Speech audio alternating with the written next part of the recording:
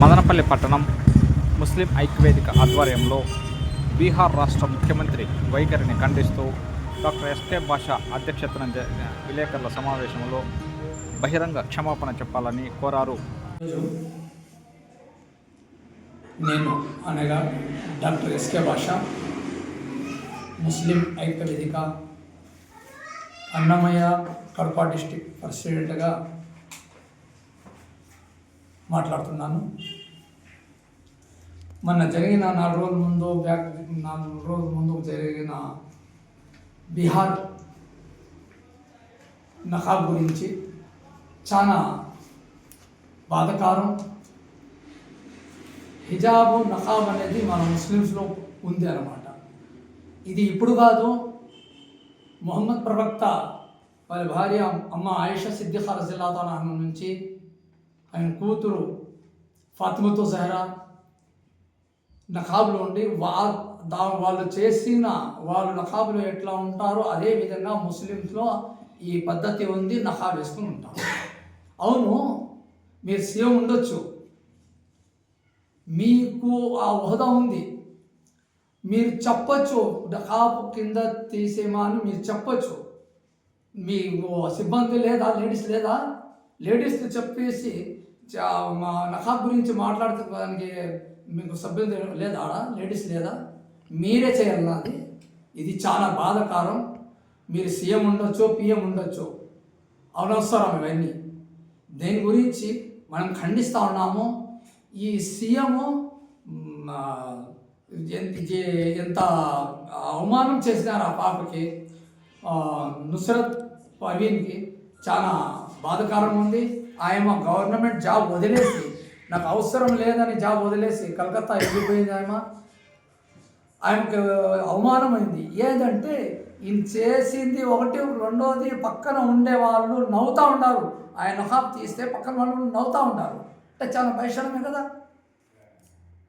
మీరే చెప్పండి మిత్రులారా, ప్రెస్ వాళ్ళు మీరే చెప్పాలా. ఇది ఉందా? ఇప్పుడు ఆ ఏరియా సీఎం, ఆ స్టేట్ సీఎం చేస్తున్నాడు, రేపు ఇంకొక స్టేట్ సీఎం చేస్తారు, మళ్ళీ ఇంకొక స్టేట్ సీఎం చేస్తారు. ముస్లిమ్సే అని కాదు, క్రిస్టియన్స్కి కూడా చేసుకోవచ్చు, హిందువులు కూడా చేయొచ్చు.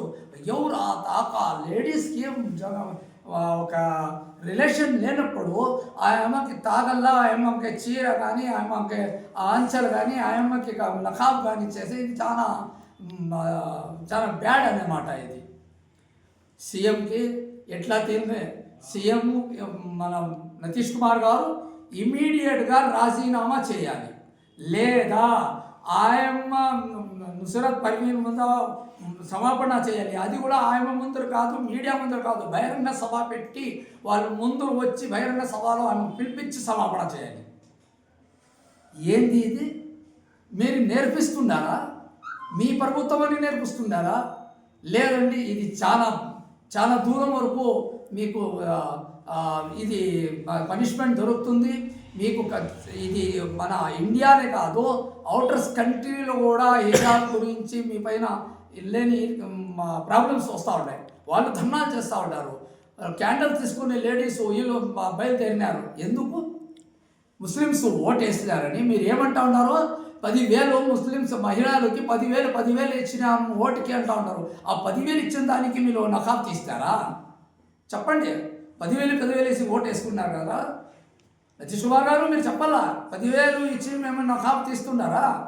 మీ ఓటుకి ఇచ్చి మీరు ముందే దొంగతనం ఓటాలతో మీరు కలిసి వచ్చినారు. ఇక్కడ నీతి నిజాయితీగా మీరు ప్రపారం లేదు, నీతి నిజాయితీగా మీరు సీఎం కాలేదు, బాలెట్ పేపర్లతో సీఎం కాలే. మీరు ఈవీఎంలో ప్రాబ్లంతో ఈవీఎంలో చేసుకున్న ట్రిక్లో, ఈవీఎంలో చేసిన మోసాల గురించి మీరు సీఎం అయినారు. దానిపైన ఇది మీరు ఎంత సీఎం అయినా కూడా ఇది చేయొచ్చునా?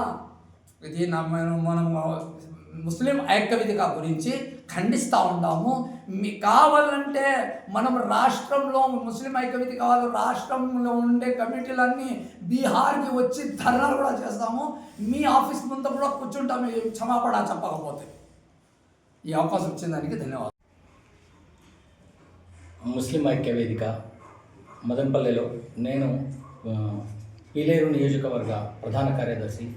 ముస్లిం ఐక్యవేదిక నుంచి ఈరోజు ప్రెస్ మీట్లో చెప్పడం ఏమంటే, మన బీహార్ సీఎం నితీష్ కుమార్ గారు మొన్న డాక్టర్ నుస్రత్ పర్వీన్ అనే డాక్టర్ను తన నహాబ్ తీయించి లాగి అవమానించడం జరిగింది.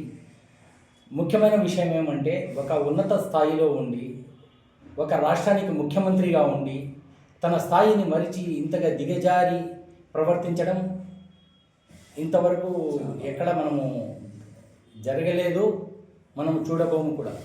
దానికి మద్దతుగా కొంతమంది బీజేపీ మంత్రులు కానివ్వండి, ఇంకొన్ని నాయకులు కానివ్వండి, ప్రతి ఒక్కరూ మోడీ గారి కృప కోసము, మోడీ గారి ఎన్డీఏ పార్టీ వల్ల వచ్చే స్వప్రయోజనాల కోసము ఆశించి వీళ్ళు ఆయనకు నితీష్ కుమార్కి అయితే సపోర్ట్ చేయడం జరుగుతూ ఉంది. నేను చెప్పడం ఏమంటే, మన భారతదేశంలో స్త్రీకి ఉన్నతమైన స్థానం ఉంది. స్త్రీని అపార భద్రకాళి అంటారు. స్త్రీ అబల కాదు సబల. అంటే ఆమె ఏదో మన ముస్లిం సమాజంలో అయితే కనుక ఇలాంటి చదువు విషయంలో విద్యలో చాలా వరకు వెనకబడి ఉన్నారు. ఎంతో కొంతమంది విద్యను అభ్యసించడానికి తన సహాయశక్తుల కృషి చేసి పేదరికాన్ని ఎన్నో ఒడిదుడుకులు ఉంటాయి, ఎస్పెషలీ ఒక మహిళకు.